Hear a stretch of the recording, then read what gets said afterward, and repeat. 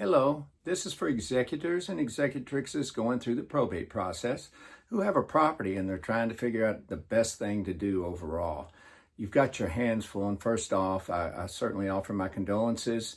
It's a tough time often dealing with the emotions and then all the responsibilities on top of it. So I get it, and we've worked with hundreds of people in this situation, and we have found the best thing to do with the property is listed on the MLS. Now, you can do that in different ways. You can do it as is, or you can go ahead and do it the normal. It just depends on the state of the property. And we can also come alongside and help with regard to cleaning out, repairs, any upgrades, whatever's going to get the most net at the end of the day.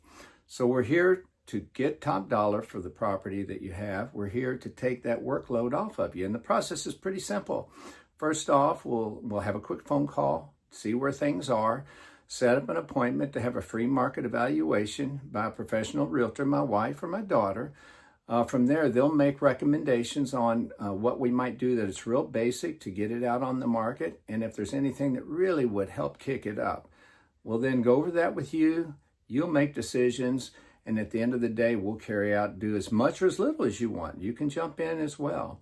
So again, we're here to help. We'd love to hear from you.